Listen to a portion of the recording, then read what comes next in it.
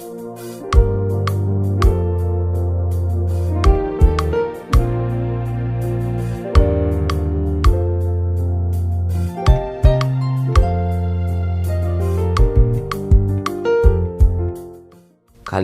ndugu mtazamaji wa Nabii TV katika kipindi ukipendacho cha dakika 45 za hatima yako.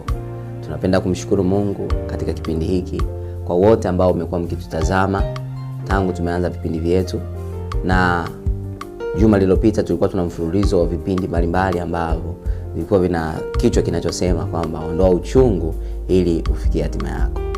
Leo pia tutakuwa na kipindi kingine kizuri, na tunaanza series yetu nzuri au mfululizo wetu nzuri wa somo jingine ambalo linasema nafasi ya utulivu na mafanikio ili kufikia hatima yako. Nafasi ya utulivu na mafanikio ili kufikia hatima yako.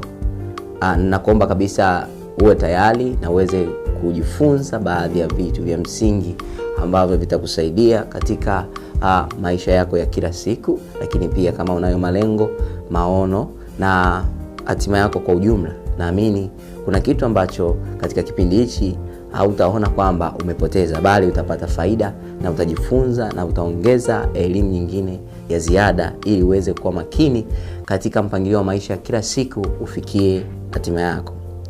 Siku ya leo kama nilivyotoka kuzungumza hapo katika kipindi hiki, utakuwa na mimi ndugu Jackson Kaberwa. Ndugu Jackson Kaberwa, nitakuwa nikifundisha baadhi ya vitu vichache ujue nafasi ya utulivu na mafanikio. Nafasi ya utulivu na mafanikio ikoje? Je, katika mafanikio yetu kuna kitu kingine cha ziada? Tumejua kwamba wiki iliyopita tumejifunza kwa habari ya uchungu. Unapoondoa unaweza ukafikia mafanikio yako. Je, utulivu una nafasi gani katika mafanikio tulionayo? Na utulivu una nafasi gani katika kukamilisha hatima zetu? Sasa ninaomba tujifunze vitu vichache. Natamani tuanze kujifunza nini maana ya utulivu. Yamkini wewe unanitazama katika kipindi hiki unajua maana ya utulivu kulingana na sehemu mbalimbali ambapo umejifunza. Yamkini unaelewa kwa uelewa wako, lakini natamani wote tusogeze ufahamu wetu mahali hapa tuweze kujifunza kwa kifupi, ili angalau kuna kitu fulani kitajengeka kwako. Sitamani tu uangalie kwa kufurahisha tu moyo wako, lakini uangalie kwa kujifunza na kupata kitu cha tofauti, na Mungu wa mbinguni atakusaidia na atakuwezesha katika hilo. Kuna maana mbalimbali ya utulivu, lakini leo nitakuwa na maana tu chache. Nitagusa kidogo maana ambazo ziko katika lugha mbili. Nitagusa kwa Kiswahili, nitagusa kwa Kiingereza kulingana na watu wengine wanavyozungumza. Nikianza na lugha ya Kiingereza, katika kamusi ya Kiingereza utasema dictionary, wanasema utulivu unatamkwa katika majina mbalimbali. Kuna wengine wanasema ni spirit of quietness, yani maana yake roho ya ukimya. Wengine wanasema ni spirit of calmness, maana yake roho ya kutulia. Wengine wanasema spirit of peace, maana yake roho ya amani. Yani kuna vitu vingi. Wengine wanasema the spirit of stand still, kwamba ni roho ya kukaa ukiwa umeimarika unapopitia katika changamoto. Kila mtu hana maana yake. Nikaona maana nyingine moja hapa, anasema hivi, maana ya utulivu kwa Kiingereza nimesema ni spirit of calmness au spirit of quietness au spirit of stand still. Anasema hivi, it is the meaning of that is calmness, peacefulness and tranquil, mean quiet and free from disturbance. Kwa watu ambao tulikuwa tumesoma katika masomo ya sekondari kiwango cha O-level, kuna masomo yalikuwa yanaitwa physics. Tulijifunza kitu kinaitwa wave au mawimbi. Mawimbi katika bahari au katika ziwa, popote pale tukisema mawimbi ya maji, mawimbi ya maji maana yako mawimbi ya aina nini? Kuna mawimbi ya hewa, mawimbi ya mwanga na vitu mbalimbali. Sasa tukisema mawimbi mfano ya maji, unaposikia yamekuwa na kitu kinaitwa disturbance, mfano ukikuta kwenye kisima ukarusha kitu chochote, utaona kama kuna vimichirizi vinaenda. Hivyo tunaita ni matokeo ya kile ulichokirusha kimedisturb hali ya utulivu. Ukirusha tayari utaona kama vitu vinapanda. Wanaita kwa lugha nyingine ya Kiingereza sinusoidal sinusoidal. Kwa hiyo ni namna fulani ya maji unaona yanapanda na kushuka, na yanapozidi sasa kutokea a lot of disturbance. Unaporusha vitu vingi kwenye maji, unaona kama yanavyoenda kuna namna fulani yanakuwa yanapanda na kushuka. Hiyo inaitwa mawimbi. Na mawimbi yanapokuwa hayajaingiliwa na kitu kinaitwa disturbance, haiwezi kutokea. Ila yakiingiziwa kwenye maji yoyote, tuseme maji, ukirusha kitu chochote au kadisturb maji, tayari unatengeneza kitu kinaitwa mawimbi. Ndio maana unakuta katika bahari siku hii unasikia leo kutakuwa na mawimbi makali katika bahari ya Hindi, kutoka wapi mpaka wapi. Kwa nini? Ni kwa sababu ya kitu kinaitwa disturbance. Disturbance inawezekana ikawa ni upepo. Upepo umesababisha maji yaweze kuwa na mawimbi. Kwa hiyo kumbe unapokuta maji yametulia, hakuna kitu kinachoitwa disturbance au kinachochokoza yale maji, maana yake kuna hali ya utulivu. Na inasemekana sana ukikuta maji yaliyotulia ndio huwa yanakuwa na kiwango cha urefu au kuzama sana. Kuna kitu kinaitwa deepness au kima chake kinakuwa ni kirefu sana. Ndio maana kuna msemo mwingine anasema maji yaliyo na kina kirefu huwa hayapigi kelele. Kwa nini? Kwa sababu yametulia. Sasa turudi katika maisha tulionayo ya kila siku, sisi vijana ambao tunatamani tufikie zile ndoto zetu, na tufikie yale maono yetu, na tufikie hatima zetu ziweze kukaa salama, maana kila siku kuna vitu vizito. Hiki kitu kinachoitwa utulivu ni cha msingi sana. The spirit of calmness inahitajika sana kwetu. The spirit of stand still, the spirit of quietness inahitajika sana katika maisha. Kwa nini? Nitaelezea tu kidogo kwamba nimesema kulingana na dictionary au kamusi ya Kiingereza, lakini kwa Kiswahili nasema ni hali ya ndani inayoambatana na amani unapopitia tukio lolote. Ni hali ya ndani inayoambatana na amani inapotokea sasa tukio lolote au unapopitia tukio lolote. Hali ya ndani na siku zote inaambatana na amani. Mfano, wewe umekutana na changamoto fulani, umeumizwa, umepata shida, umeteseka, na jinsi gani utaweza kuitikia lile jambo? Sasa ule mwitikio wa kwako ambao unakuwa umeambatana na amani tunaita utulivu. Na sifa za mtu yeyote ambaye ana utulivu, yuko makini. Cha kwanza, yuko makini kwenye kufanya maamuzi. Mfano, amepitia changamoto nzito ambayo kwa mtu wa haraka anaweza kufanya kitu kibaya. Ila mtu mwenye utulivu yuko makini kufanya maamuzi. Na tukasema hivi, uko hawali wakati tunafundisha kwa bali ya kutimiza na kufikia hatima zetu, nikasema maono, imani na vitu vingine ni kama viungo vya kutupelekea katika kutimiza hatima zetu. Sasa basi, kitu cha msingi ambacho nataka nizungumze hapa, nilizungumza kwamba 90% ya mambo tunayofanya duniani, 90% ya mambo tunayofanya duniani yanategemea maamuzi tulio nayo. 90% ya mambo yote tunayofanya duniani yanategemea maamuzi tulio nayo. Sasa ni hivi, utulivu unadhihirika kwa mtu anapofanya maamuzi anayoyafanya katika jambo fulani. Yawezekana ni zuri au ni baya, yawezekana ni la kutisha kwa namna gani. Yale maamuzi anayoyafanya yanaonyesha kiwango gani alichonacho cha utulivu. Yamkini unaweza kumuona mtu kwa macho na jinsi anavyoongea ukasema kwa kweli huyu mstaarabu, lakini ghafla amekutana na kitu kizito. Hebu angalia maamuzi anayoyafanya.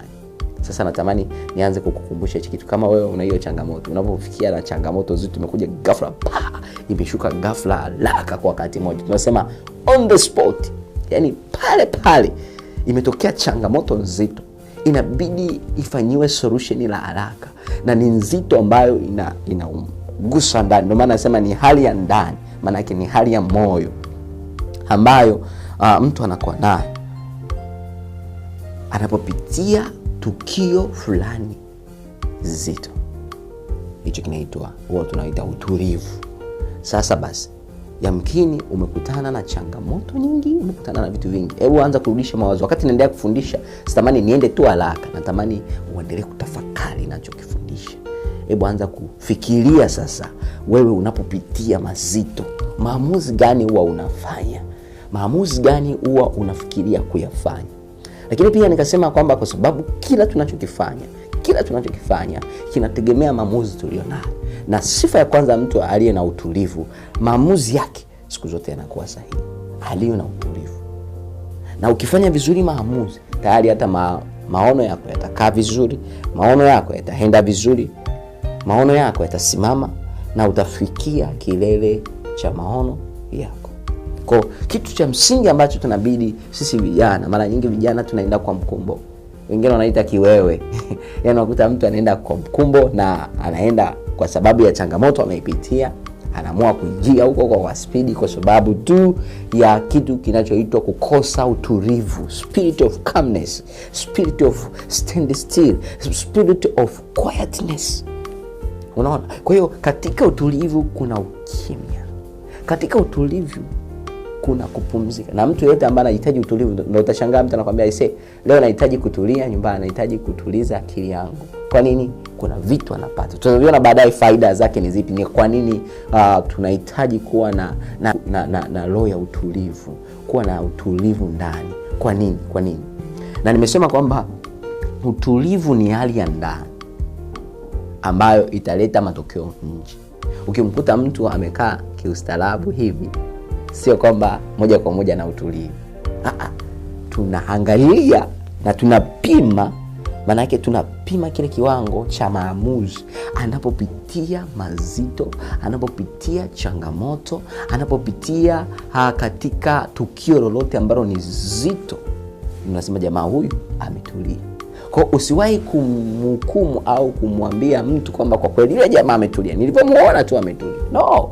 Kuna watu wametulia lakini kuna vitu wameweka. Mwingine amekunywa kitu fulani kinamfanya anakuwa mpole sana, lakini ndani yake kuna nini? Kwa hiyo kwa sababu utulivu hauko kwa nje sana, unategemea mazingira ya ndani. Huyo mtu akikutana na mazito huwa anayahandle kwa namna gani? Akikutana na mazito anaamua kufanya nini? Je, ndani yake nani? Kwa hiyo tabia nyingine kwamba pamoja kwamba mtu ambaye ana roho ya utulivu, maamuzi yake huwa ni sahihi. Sifa nyingine ni kwamba huyu mtu huwa halalamiki. Ukikuta amelalamika ni pale tu amefika katika mamlaka fulani ambayo yanampa haki yake. Ni kwamba amepitia changamoto. Kulalamika si kwa haraka sana. Ni kwamba yeye huwa ni haraka kujifikiria wa kwanza kama amekosea. Kwa hiyo huwa alalamiki. Na kwa sababu hiyo ni wa kwanza kabisa kujifikiria kwamba yeye ni sababisho la changamoto ile. Mfano, mko kwenye mahusiano vijana au mko kwenye ndoa, imetokea changamoto nzito, ghafla kuna vurugu nzito. Huyu mtu mwenye roho ya utulivu mara nyingi huwa anawahi kujihisi yeye ndio amesababisha lile jambo. Na sasa subiria nikwambie kitu kingine. Kwa mtu asiye na utulivu, ni wa kwanza kunyosha kidole kwamba wewe kwa nini umefanya hiki? Wewe kwa nini umefanya hiki? Kwenye mahusiano, kwenye maisha yote tuliona, kwenye ofisi, mahali popote imetokea hasara, imetokea changamoto nzito, yeye ni wa kwanza kuanza kujihisi ndani yake, au mimi nimesababisha. Je, nimefanya nini mpaka hili tatizo likatokea? Je, nimeparticipate au nimehusika kwa namna gani? Kwa namna gani mpaka hili tatizo limetokea? Hata kwenye ndoa, mtu mwenye roho ya utulivu huanza kukaa kimya. Anaweza akakaa kimya kwa muda, akawaza ile changamoto. Na ukashangaa kuna mwingine asiye na utulivu anatoa saa zingine mpaka matusi, anaongea, wewe kwa nini ulifanya hiki? Nilijua tu hiki na hiki. Ni kitu cha msingi sana ambacho unatakiwa uwe makini nacho. Kwa hiyo mtu mwenye roho ya utulivu siku zote hata katika maamuzi yake yuko makini. Kingine, sio wa kwanza kulalamika, yani sio mwepesi kulalamika. Lakini nikakwambia kwamba ni roho ya ndani, inakuwa kwa ndani na inaambatana na kitu kinaitwa amani. Na mtu huyo huwa anatamani kutengeneza kuliko kujibizana sana. Ndio maana kuna mtu mmoja akawa anaelezea mahali fulani kwamba kwa lugha ya wenzetu anasema it's better to make a relationship than an argument. Yani ni muhimu kutengeneza mahusiano kuliko kuleta vurugu na changamoto. Yani yuko tayari huyu mtu aonekane kwamba yeye ndio amesababisha ile changamoto, mradi tu kwa namna yoyote mahusiano yawe salama. Mahusiano yawe salama, kwa sababu kuna umuhimu wa kutunza mahusiano katika kazi, mahusiano katika maisha ya kawaida ya ndoa, mahusiano katika wale tunaokuwa nao katika biashara zetu, mahali popote. Kwa sababu unapoingiza hali ya kuvurugana na kupambana na kuumizana, ni kitu ambacho kinakufanya kwanza maono yako yanaharibika, kwanza maono yako yanachelewesha. Yani unakuta utachelewa kufika kwenye kilele cha maono yako. Nitatoa mfano. Kuna mtu mmoja ambaye alifanywa jambo fulani baya, kwa sababu ndani yake alijisikia akasema, na mimi nitalipiza, nitahakikisha kwamba nampeleka mahakamani huyo mtu. Akampeleka mahakamani. Sikiliza, yeye alikuwa na biashara yake, anatamani afikie kiwango fulani cha mafanikio yake. Sasa kumbuka mambo ya mahakama yako hivi, unaingia leo wanakuambia kesi imeahirishwa mpaka mwezi fulani, kesi imeahirishwa mpaka wiki fulani. Sasa sikiliza, huyu mtu akaanza sasa, pamoja kwamba ameamua kumkomesha sasa mwenzake, lakini bado kila wakati anahitajika mahakamani. Kumbuka ule muda unaopotea. Kumbuka ule muda angebidi afanye vitu fulani katika maono yake. Kama angeamua sasa atengeneze mahusiano na yule mtu, kwa sababu walikoseana na maana sisi ni wanadamu, angetengeneza na yule mtu. Japokuwa kuna vitu vizito ambavyo mtu anavifanya, unabidi uchukue sheria, lakini pia kuna baadhi ya vitu ambavyo ukiona havina namna ya kupeleka huko mbele, unaweza kumuita mtu ukatengeneza naye, ukaongea naye. Na mtu mwenye sifa ya namna hii anayemuita mtu kama amemkosea kwamba ndugu yangu umenikosea, ndugu yangu haya mambo hayako sawa, hayaendi hivi, ninaomba tutengeneze maisha mazuri kwa namna hii. Huyo mtu huwa anaishi maisha marefu, lakini pia huyo mtu huwa ana sifa nyingi. Kwanza mwili wake ukiangalia huwa ana furaha wakati wote, lakini pia huwa hana stress. Stress zinakuwa chache sana, kwa sababu ni mtu anaweza kuyaondoa mambo yaliyoko moyoni kwa haraka sana, atakueleza ili mradi msije mkavurugana mbele. Ndicho kitu cha msingi ambacho mtu mwenye utulivu anafanya. Kwa hiyo kwanza huwa halalamiki kama tulivyosema, lakini pia katika maamuzi yake ni sahihi. Lakini kitu kingine, huyo mtu ukimuona jinsi anavyozungumza, ana tabia ya kusikiliza sana. Kusikiliza sana. Sasa nitaingia hata kuna maneno ya Mungu kwamba Mungu mwenyewe, kwa sababu yeye anapenda kujibu maombi yetu, kwanza huwa anayasikiliza unaomba nini. Lakini pia hata kama wewe katika maisha ya kawaida, maana kila mtu anapotamani kufanya kitu kizuri lazima hamfahamu Mungu, lazima ajue nafasi ya Mungu ni ipi, lazima amuombe Mungu, na Mungu ana tabia ya kusikiliza. Na hii ndio sifa nyingine ya mtu mwenye utulivu. Mtu mwenye utulivu siku zote ana tabia ya kusikiliza. Umeleta shida yako, atakaa kimya, atakusikiliza. Utamaliza kuongea, hata kukatishia njiani. Kuna kitu fulani nilikaa na mama mmoja, alikuwa ni mzungu kutoka Ujerumani, akawa ananiambia kitu kimoja kwamba especially you people, the black people, most of them huwa hamko na tabia ya kumsikiliza mtu. Yani analeta hoja au katikati ya sentence umeshaingia, najua hiyo shida yako naielewa, yani kabla hajamaliza. Yani mtu anaongea na wewe, katikati ya maneno yake anaendelea kuzungumza, umeshaingia na kwako. Ndio hivyo. Ndio, yani unajua, yani unakuta ni kama unaingia katikati ya sentence. Sasa mtu mwenye namna ya utulivu, sifa yake nyingine ya nje, huwa aingilii maneno yako unapozungumza na yeye. Huwa anatumia muda mrefu na muda wa kutosha kukuelewa kwa kusikiliza. Umeleta shida yako, umezungumza naye, atakusikiliza tena kwa ukimya. Na wakati huo anakusikiliza kwa sababu ana roho ya utulivu. Ndani yake anatafakari jinsi gani ya kufanya maamuzi ili kukutoa katika hiyo changamoto. Kwa hiyo unaweza ukaanza kujipima sasa wewe mwenyewe wakati naendelea kuzungumza maneno haya. Ni maneno ya kawaida, lakini kuna mtu fulani mahali fulani ananitazama katika kipindi hiki, anabadilika. Anaona jinsi gani anakosea. Kama ni kwenye ndoa mambo hayako sawa, anaona jinsi gani anakosea. Kama ni kwenye kazi au popote pale ambapo panahitaji mambo haya ya utulivu, atagundua wapi amekosea. Na mtu huyu kwa sababu ana roho ya utulivu, siku zote yuko makini. Sio wale watu ambao tunaita watu wa kufoji. Tukiwa vioni kulikuwa kuna wanafunzi ambao mnasoma nao, unajua kweli huyu mwanafunzi, lakini yeye siku zote ni mtu wa kukopi na kupesti, kuforge. Anaforge practical, anaforge training, anaforge project, yani everything is forge. Kwa nini? Kwa sababu huyu mtu hana roho ya utulivu. Lakini pia maamuzi yake, anaamini vya wengine kwamba vina nguvu kuliko vya kwake. Kwa hiyo sasa, kwa sababu hana roho ya utulivu, haamini kwamba Mungu ameweka kitu ambacho ni unique. Kama tulivyopita huko majira yaliyopita, tulizungumza kwamba wewe ni mtu special, lakini pia Mungu amekuumba kwa jinsi ya ajabu na ya pekee na ya kutisha. Kwa nini? Mungu ameweka kitu cha ndani cha tofauti.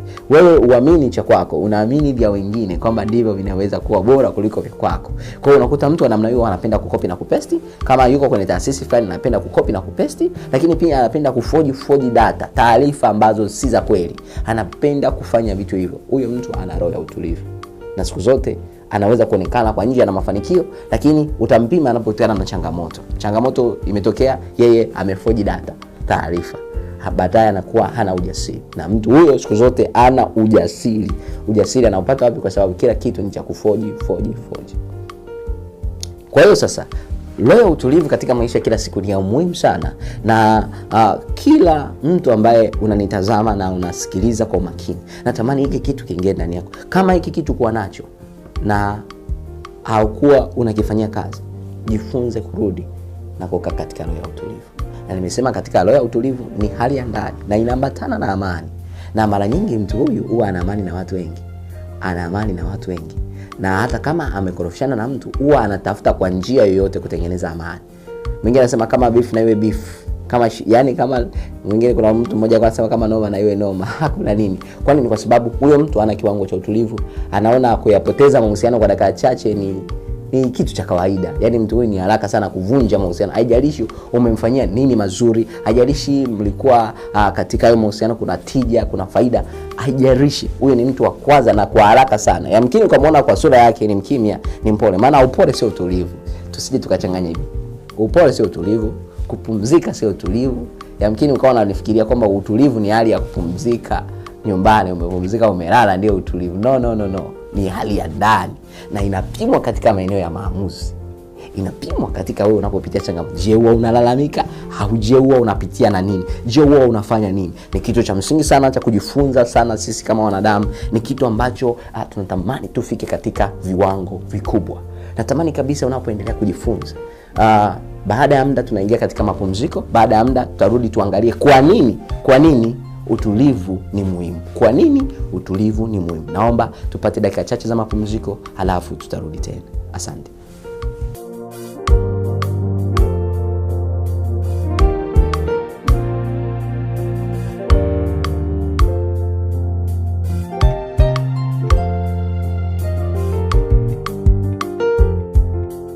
Ikiwa ndo kwanza unajiunga katika television nzuri ya Rabi TV, kipindi ni dakika 45 za hatima yako. Na leo tuna somo zuri linalosema nafasi ya utulivu na mafanikio ili kufikia hatima yako. Nafasi ya utulivu na mafanikio ili kufikia hatima yako. Tunaendelea na somo letu, na sasa hivi tunaingia katika sababu kwa nini utulivu ni muhimu. Kwa nini utulivu ni muhimu kwa wewe ambaye unajiunga sasa hivi? Hapo mwanzoni nimezungumza nini maana ya utulivu, nikasema sifa za mtu mwenye utulivu, kwamba maamuzi yake siku zote yako katika perfectness au yako katika uhalisia na yako katika namna ya ubora. Lakini pia huyu mtu sio mwepesi kulalamika, lakini pia yeye huwa ni wa kwanza kujihisi kwamba amesababisha tatizo kabla hajaweza kuzungumza. Lakini pia sifa nyingine ya mtu aliyetulia au mwenye utulivu, yeye huwa anasikiliza.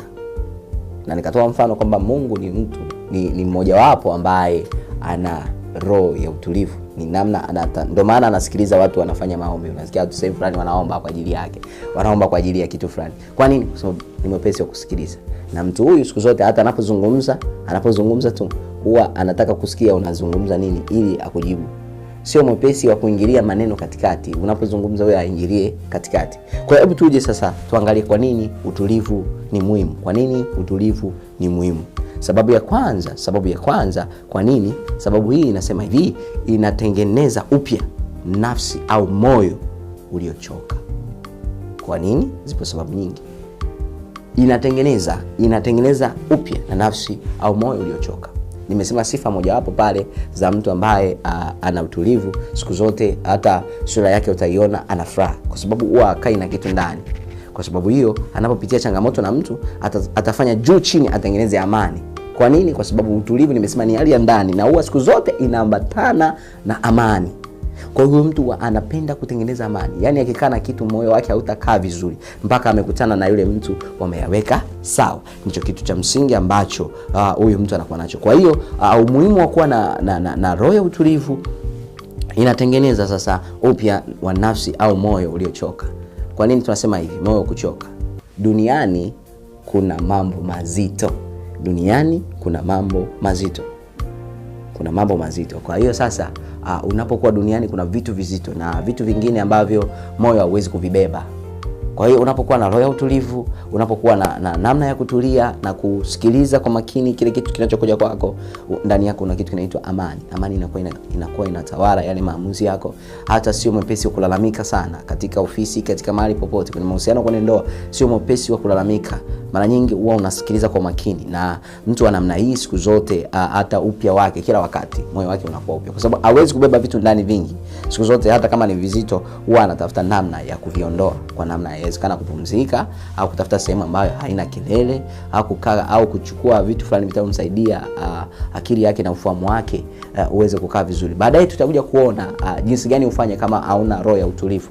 Kama ulivyoanza hapo awali wakati tunajifunza hili somo, na kuna vitu nimevisema, kama unajua hauna, basi ninaamini baadaye tutakuja kuona jinsi gani ya kujiondoa katika hii changamoto ya kukosa utulivu. Jinsi gani ya kujiondoa. Sasa tunaangalia sasa hivi kwa nini utulivu ni muhimu. Na sababu ya kwanza nimesema inatengeneza upya wa nafsi au moyo uliochoka. Katika maisha tunayopitia kuanzia asubuhi mpaka jioni, kwa kila siku kuna vitu tunakutana navyo njiani, unakutana navyo katika biashara, unakutana navyo katika shughuli za kila siku. Kwa hiyo inahitaji sana moyo wako kuwa na namna ya utulivu. Na kuna mambo mazito yanakuja, mengine yanachoma moyo wako, yanaumiza moyo wako, na kuna mateso unayoyapitia. Na kabisa tukiangalia kuna mambo mazito duniani, sasa unafanyaje? Moyo uliotulia ndani yako unakuwa na hali ya kufanya kitu kinaitwa upgrade. Una upgrade moyo wako au nafsi yako, lakini pia ni sawa una update. Yaani kama unavyoona kwenye kompyuta inapochoka, inapokuwa na vitu vingi, unakuta saa zingine hata haifanyi kazi vizuri. Unahitaji update au kama una upgrade application yote ndani ya kompyuta ili iweze kufanya kazi vizuri. Na ndivyo moyo ulivyo. Moyo haujaumbiwa kubeba vitu vizito sana. Ukivibeba bila kuwa na muda wa utulivu au kuwa na utulivu ndani yako, unaweza usifike mbali.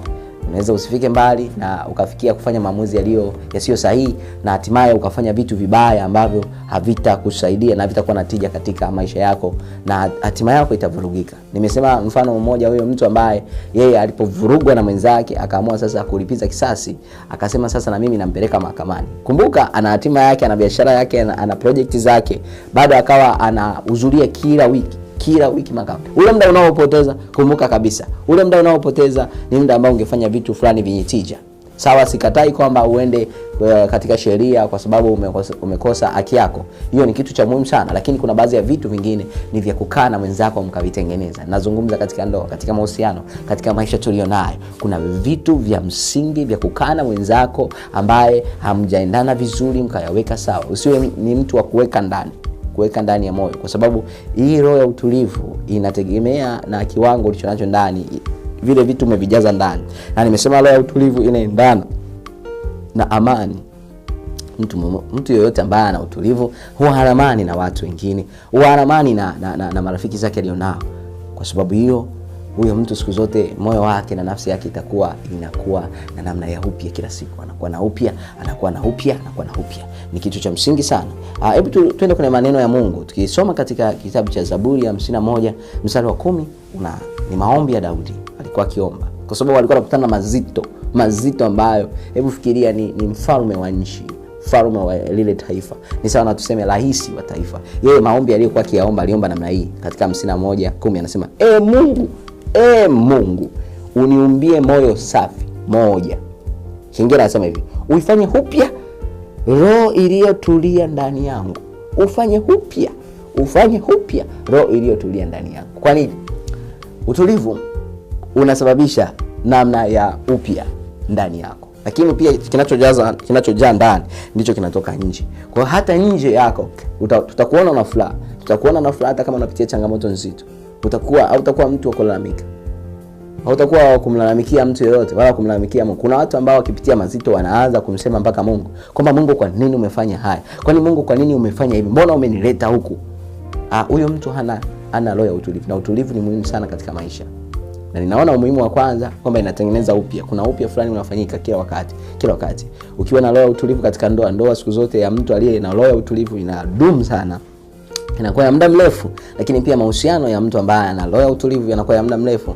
Sasa haombe pia apate mtu mwenye roho ya utulivu, au waendane vizuri na waweze kuwa shaped na Mungu mwenyewe. Mungu anatamani hiki kitu kitokee, na Daudi aligundua maamuzi ninayoyafanya, vile vitu ninavyovipitia katika uongozi wangu wa nchi au taifa langu lilivyo, inahitaji Mungu aweke moyo uliotulia.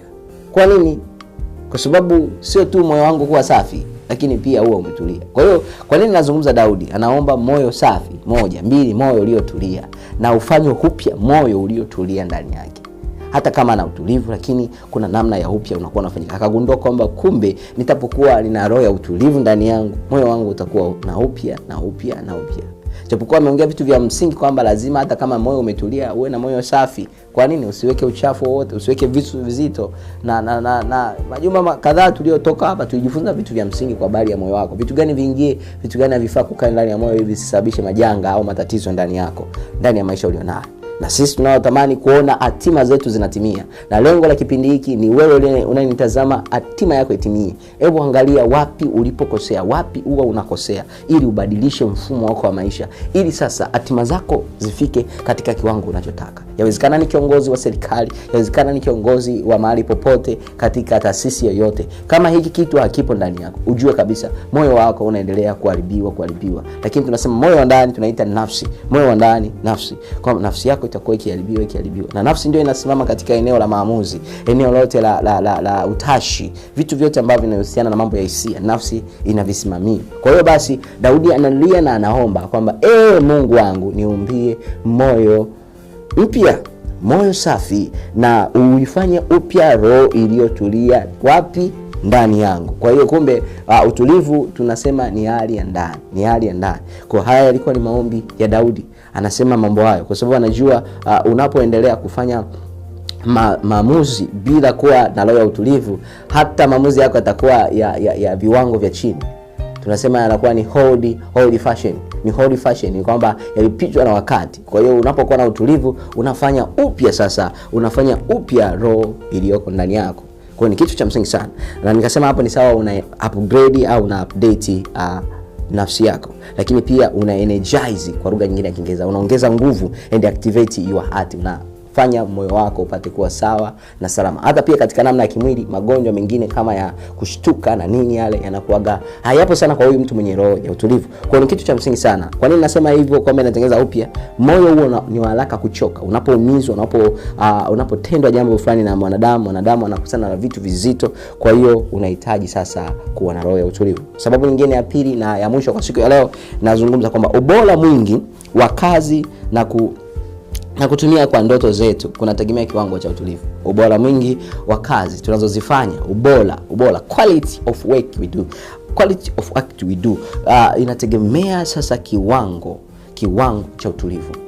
Ubora wa kazi, quality, standards. Tunaposema quality tunamaanisha standard. Tunaposema ubora tunamaanisha viwango vyetu vya kazi vinategemea kiwango cha utulivu. Tukisoma kwenye maneno ya Mungu katika Wathesalonike wa pili sura ya 3 mstari wa 12, Biblia inasema wazi, wakati Paulo anawaambia ili taifa, anawaambia hili kanisa, akawa anaambia kitu hiki, akasema hivi: basi tuwaagiza na kuwaonya katika Bwana Yesu Kristo watende kazi kwa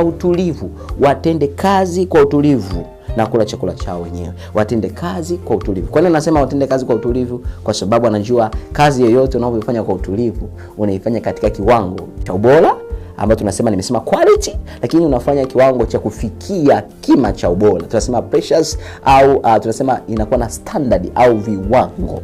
Kwa hiyo kazi yoyote unayoifanya, nikikupa kazi unifanyie ndani ya wiki hii, unaweza usikamilishe kama hauna roho ya utulivu. Unaweza ukaifanya kwa ovyo na ukaharibu. Mfano, nimekupa project ya kusimamia ujenzi, kama hauna kiwango cha utulivu na vile vitu na zile rasilimali nazokupa, unaweza ukaharibu. Lakini pia kuna ile pesa nimekupa kama capital au kama mtaji wa kufanya kitu fulani, kama hauna kiwango cha utulivu. Ndio maana mtu kabla hajaanza biashara, hajaanza mradi wowote, anahitaji kuwa na kiwango cha utulivu. Kwa hiyo kazi zetu tulizo nazo ili ziweze kuwa na ubora, zinategemea kiwango cha utulivu. Basi kwa muda huu mimi natamani uweze kutafakari. Kitu gani unapitia? Kama kwenye kazi yako unaona kuna vitu havendi sawa, hebu anza kujiuliza mwenyewe. Usiwahi kunyosha kidole kwamba kuna mtu fulani ananifanyia vibaya. Watu wengi wanawahi kujua kwamba mtu fulani ameniloga, hebu anza kurudi ujiangalie wewe. Mimi je, nina roho ya utulivu? Kama nilipozungumza, unapopitia mazito wewe unafanya maamuzi gani? Unapopitia mazito, je, ni mwepesi kulalamika? Unapopitia mazito, je, unafanya kwa namna gani? Je, unatengeneza mahusiano au unayaharibu? Unapopitia mazito ni kiwango ambacho kitajulikana sasa wewe una kiwango au una roho ya utulivu. Ni kitu cha msingi cha kujifunza katika maisha tulionayo. Kama nilivyosema, sababu ya kwanza, inatengeneza upya wa ndani yetu nakuwa upya.